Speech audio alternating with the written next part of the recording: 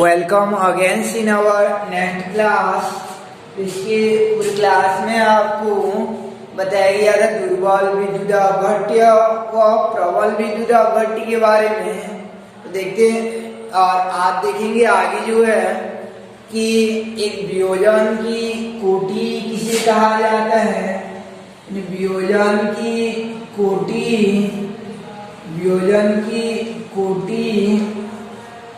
जिसे अल्फा से प्रदर्शित करते हैं।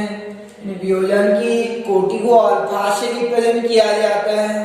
तो देखते हैं वियोजन की कोटि में क्या रहता है।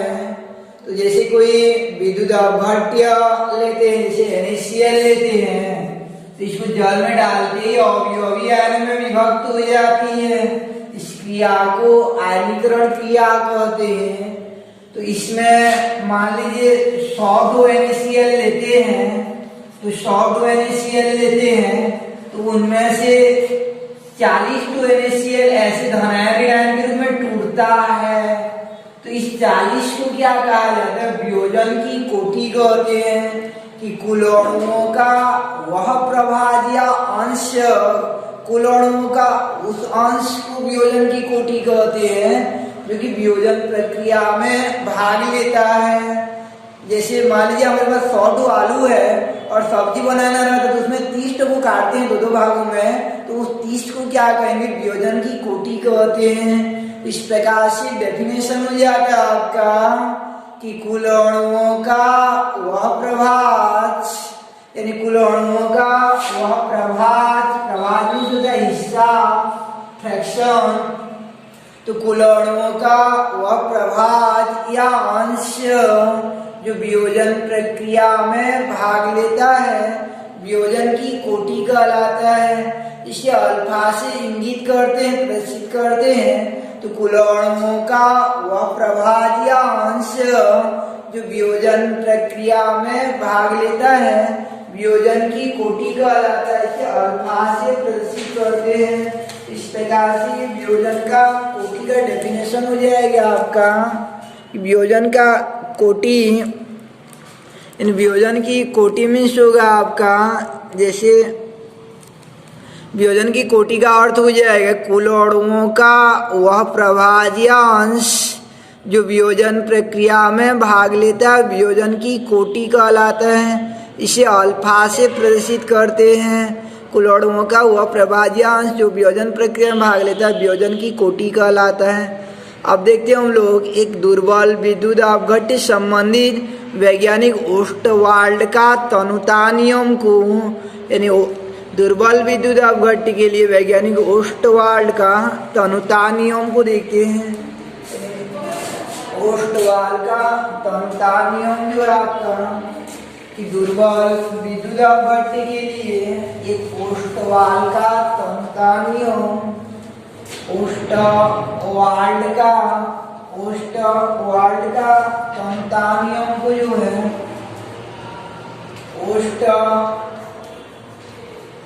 ओस्टवाल्ड का तनुता नियम, यानी ओस्टवाल्ड का तनुता नियम।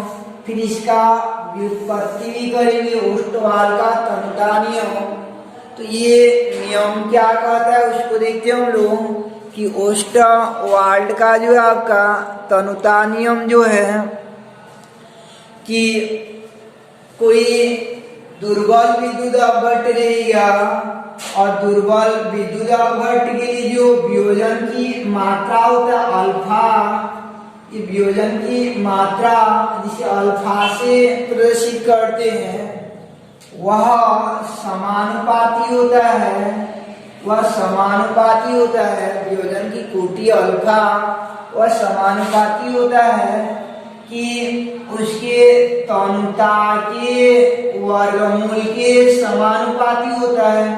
तनुता का अर्थ रहता है आपका कि उसकी आयतन, यानी आयतन जितना अधिक रहेगा, तनुता में होता है आपका, याद रखिए ना, आयतन को ही तनुता कहते हैं।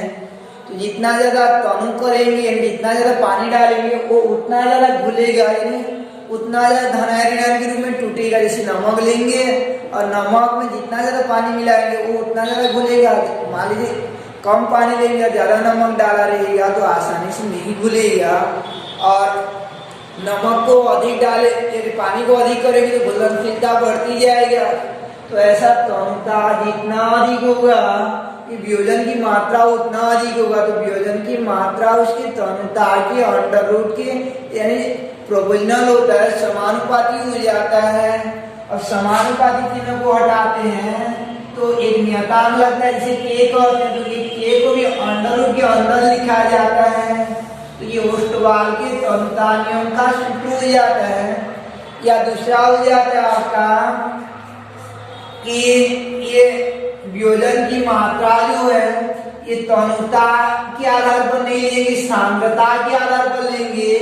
तो तनुता का उल्टा होता है सांद्रता, यानी गाढ़ापन जितना अधिक रहेगा वो वियोजन की कोटि उतना कम हो जाएगा। तो सांद्रता के वर्गमूल के व्युत्क्रमानुपाती होता है। अगर 1/a आ जाता है तो व्युत्क्रमानुपाती बोला जाता है।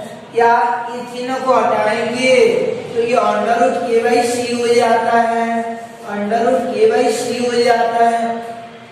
इसको वैज्ञानिक ओस्टवाल्ड ने नियम के रूप में प्रस्तुत किया कि क्या का उन्होंने कि दुर्बल विद्युत अपघट्य के लिए, दुर्बल विद्युत अपघट्य के लिए वियोजन की मात्रा अपनी तनुता के वर्गमूल के समानुपाती होती है तथा सांद्रता के वर्गमूल के व्युत्क्रमानुपाती होती है। या दोनों को मिक्स करके लिखेंगे तो इस प्रकार से हो जाएगा आपका कि दुर्बल विद्युत अपघट्य के लिए वियोजन की कोटि अपनी तनुता के वर्गमूल के समानुपाती या सांद्रता के वर्गमूल के व्युत्क्रमानुपाती होती है। यानी ओस्टवाल्ड के तनुता नियमानुसार दुर्बल विद्युत अपघट्य के लिए वियोजन की मात्रा अपनी तनुता के वर्गमूल के समानुपाती या सांद्रता के वर्गमूल के व्युत्क्रमानुपाती होती है। और इसका गणितीय रूप हो जाएगा इस प्रकार से। तो ये था आपका ओस्टवाल्ड का तनुता नियम, यानी ओस्टवाल्ड का तनुता नियम जो है कि दुर्बल विद्युत अपघट्य के लिए ओस्टवाल्ड का तनुता नियम। तो दुर्बल विद्युत अपघट्य के लिए वियोजन की कोटि या वियोजन की मात्रा अपनी सांद्रता के वर्गमूल के यानी अपनी सांद्रता के वर्गमूल के व्युत्क्रमानुपाती तथा तनुता के वर्गमूल के समानुपाती होता है। इसमें पहले उल्टा लिख दिया है, सांद्रता को पहले लिखे हैं तो जिसको भी पहले लिख सकते हैं। तो सांद्रता के वर्गमूल की व्युत्क्रमानुपाती और वर्गमूल की तनुता के वर्गमूल के समानुपाती होता है। किसी भी शब्द को पहले लिख सकते हैं। तो इस प्रकार से ये सांद्रता के आधार पर लेंगे तो ये अल्फा समानुपाती 1/√c या अल्फा बराबर अंडर रूट k/c, या v के बेस पर लेंगे तो अल्फा समानुपाती अंडर रूट v या अल्फा बराबर अंडर रूट k/v। तो ये था आपका ओस्टवाल्ड का तनुता नियम जो है। उसके बाद देखते हैं आगे हम लोग कि ये ओस्टवाल्ड के तनुता नियम की व्युत्पत्ति यानी ओस्टवाल्ड के तनुता नियम का व्युत्पत्ति कैसे करेंगे। यानी हमारा टारगेट रहेगा कि सिद्ध करना, यानी हमारा टारगेट रहेगा आपका कि अल्फा बराबर अंडर रूट k/v तक लाना या अल्फा बराबर अंडर रूट k/c तक लाना। यदि ये हमारा टारगेट रहेगा अल्फा बराबर अंडर रूट k/v या अल्फा बराबर हो जाएगा आपका अंडर रूट k/c, इसका व्युत्पत्ति करना है। यानी यहाँ तक हमको पहुंचना है, हमारा टारगेट रहेगा। तो देखेंगे हम लोग ओस्टवाल्ड के तनुता नियम की व्युत्पत्ति जो है, यानी हमारा टारगेट रहेगा कि अल्फा बराबर अंडर रूट k/v तक पहुंचना। तो ये आपका ओस्टवाल्ड के तनुता नियम की उपपत्ति यानी डेरिवेशन करेंगे हम लोग कि ओस्टवाल्ड के तनुता नियम का डेरिवेशन। तो इसके लिए विद्युत अपघट्य चयन करते हैं जो दुर्बल विद्युत अपघट्य रहता है। तो माना कि एक विद्युत अपघट्य दुर्बल विद्युत अपघट्य ये आपका एसिटिक एसिड है, यानी कोई भी अम्ल ले सकते हैं या क्षार ले सकते दुर्बल वाला। तो इसको जैसे एक जल में डालते हैं तो यहाँ से टूट जाता है, ये ऋणायन के रूप में और ये H धनायन के रूप में है, यानी CF3COO माइनस चार्ज और H प्लस के रूप में टूट जाता है, ये ऋणायन हो जाएगा और ये धनायन हो जाता है, यहाँ से टूट जाता है ये अम्ल जो है। तो प्रारंभ में इसके मोलों की संख्या को 1 लेते हैं तो इसके मोलों की संख्या 0 हो जाती है। जैसे हम लोग गणना करते थे आपका साम्यावस्था स्थिरांक Kc की गणना करते थे तो उसमें 1 0 0 यानी ऐसे a लेते थे और 0 0 करते थे, तो यहाँ पे 1 लेते हैं, इसके सामने 1 है बोल के। अब मान लीजिए यहाँ से अल्फांश निकल जाता है ना, अल्फांश निकल जाता है तो ये अल्फा बनता है और ये अल्फा बनता है, क्योंकि इसके सामने 1 का गुणा है तो 1 अल्फा निकलेगा, इसके सामने 1 गुणा है तो अल्फा और इसके सामने 1 गुणा है तो अल्फा हो जाएगा। अब क्या करते हैं आगे जो है कि सांद्रता को निकालने के लिए क्या करते हैं, भी का भाग दे देते हैं, तो ये सांद्रता हो जाएगा आपका, यानी ये सांद्रता हो जाएगा। सांद्रता को निकालने के लिए मोल में भी का भाग दे दिया जाता है, आयतन का भाग देते हैं, सांद्रता निकल जाता है। अब द्रव्यानुपाती क्रिया नियम उपयोग करते हैं, तो द्रव्यानुपाती क्रिया नियम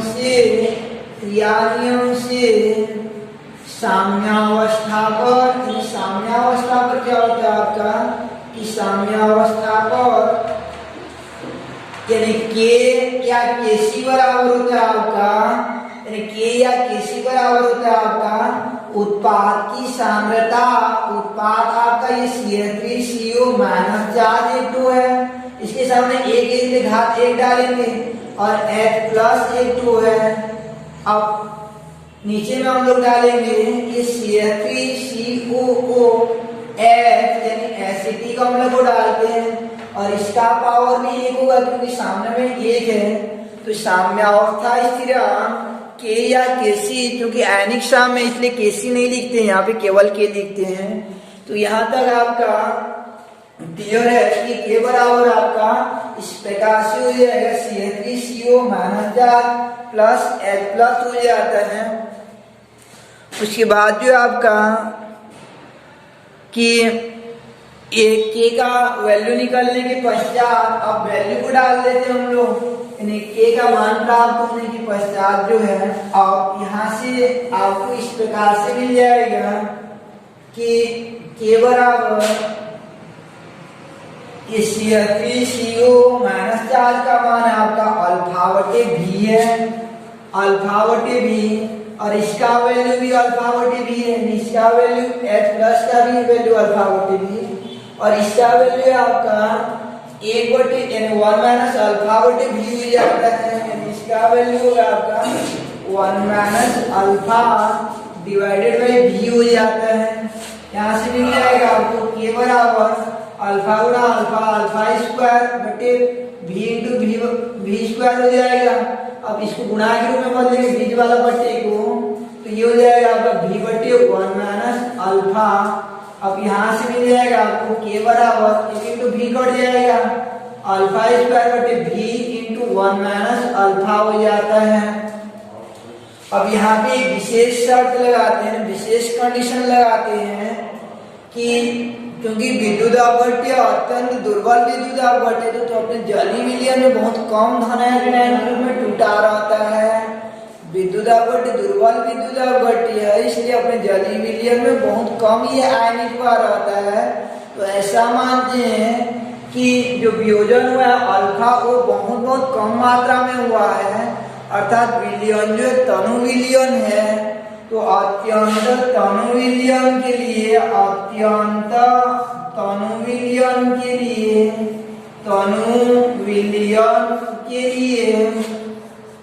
ये अल्फा जो है यानी अत्यंत तनु विलयन के लिए अल्फा लेस देन 1 होता है, यानी alpha less than means alpha similar than 0 हो जाता है, यानी लगभग जो है ये अल्फा लेस देन 1 हो जाता है, मींस है कि अल्फा सिमिलर देन 0 हो जाता है। अल्फा का मान जो लगभग 0 के बराबर हो जाता है, नगण्य मान लेते हैं।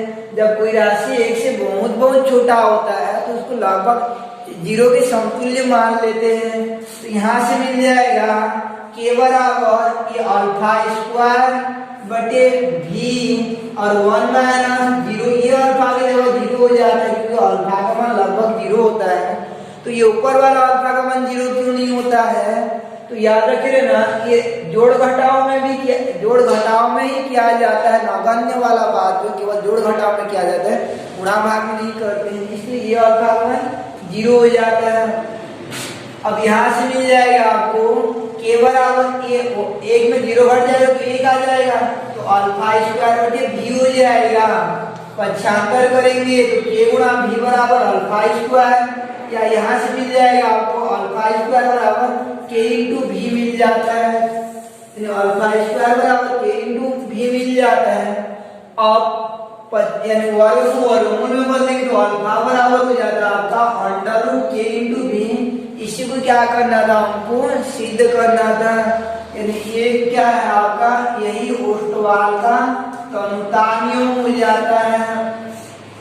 अब ये जान लो आप लोग, क्योंकि ये सूत्र होता है सी बराबर होता है आपका एन बटे भी होता है, या यहाँ से मिलेगा आपको कि v बराबर एन बटे सी मिल जाएगा, या v बराबर एन बटे सी।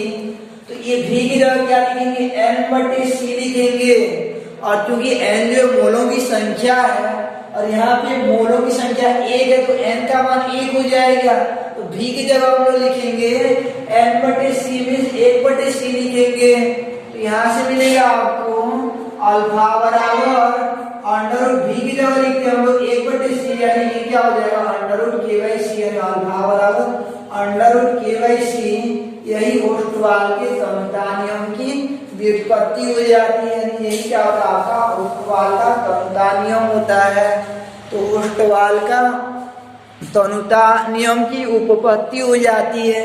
स्टार्ट कहाँ से करते हैं हम लोग, ओस्टवाल के तनुता नियम की उपपत्ति में, कि माना कि CH3CO है तो CH3CO minus plus H plus हो जाता है। उसके बाद जो 100 1 माइनस अल्फा अल्फा, फिर भी का भाग देते हैं, फिर साम्यावस्था स्थिरांक के का मान निकालते हैं, तो CH3CO minus plus into H plus divided by CH3COH। अब अल्फा बटे भी और नीचे हो जाता है आपका अल्फा बटे भी नीचे हो जाता है 1 माइनस अल्फा बटे भी हो जाता है। अब उसको सरल करेंगे तो मिलता है आपको के बराबर अल्फा स्क्वायर बटे भी 1 माइनस अल्फा हो जाता है। अत्यंत तनुविलियन के लिए एक शर्त लागू करते हैं, अत्यंत तनुविलियन के लिए alpha less than 1 means alpha similar than 0, तो अल्फा को 0 रखते हैं, तो मिलता है आपको अल्फा स्क्वायर बराबर के बी, यानी अल्फा बराबर अंडर रूट के सी, यानी अल्फा बराबर अंडर रूट के बी हो जाता है। और चूंकि सी बराबर होता है एन बटे बी या बी बराबर होता है एन बटे सी, तो मोलों की संख्या एक है, तो यहाँ पे मिल जाएगा आपको सी बराबर 1 बटे बी, तो अल्फा बराबर हो जाएगा था आपका अंडर रूट के बाई सी। यही ओस्टवाल के तनुता नियम की उपपत्ति हो जाता है, यही ओस्टवाल के तनुता नियम की उपपत्ति हो जाता है आपका। तो स्टार्ट किए थे हम लोग ओस्टवाल के तनुता नियम की और उसका फिर उपपत्ति, तो इस प्रकार से ये CH3CO और इस प्रकार आगे बढ़ते जाते हैं। तो लास्ट में हमको मिलता जाता है, एक शर्त लगाते हैं बीच में, अत्यंत तनुविलीन के लिए alpha less than 1 means alpha similar than 0 means लगभग बराबर होता है 0 के। तो फिर लास्ट में मिलता है आपको अल्फा बराबर अंडर रूट के इंटू भी, या अल्फा बराबर अंडर रूट के बाई सी, क्योंकि सी बराबर होता है 1 बटे भी या एन बटे भी, तो एन का वैल्यू 1 है। अब यहाँ से ओस्टवाल की तनुता नियम की सीमाएं आ जाता है आपका, तो याद रखे रहना, ये अत्यंत दुर्बल विद्युत अपघट्य के लिए लागू होता है, यानी यह प्रबल विद्युत अपघट्य के लिए लागू नहीं होता है, केवल दुर्बल विद्युत अपघट्य के लिए लागू होता है। जैसे ये एसिटी का अम्ल दुर्बल था, और दूसरा कि यह अत्यंत तनु विलयन के लिए लागू होता है, यानी विलयन जो पतला होना चाहिए, वियोजन की मात्रा ज़्यादा नहीं होना चाहिए, ये दोनों शर्त। तो ये क्वेश्चन आ जाता है ओस्टवाल के तनुता नियम की सीमाएं लिखिए बोल के, तो ये दोनों को लिखना है, दुर्बल विद्युत अपघट्य के लिए लागू होता है और तनु विलयन के लिए लागू होता है। कल देखेंगे आगे जो अम्ल क्षार सिद्धांत, वैज्ञानिक आहन्यस का अम्ल क्षार सिद्धांत, दूसरा जो है ब्रास्टन-लारी का अम्ल क्षार सिद्धांत, और तीसरा जो है आपका लुईस का अम्ल क्षार सिद्धांत को।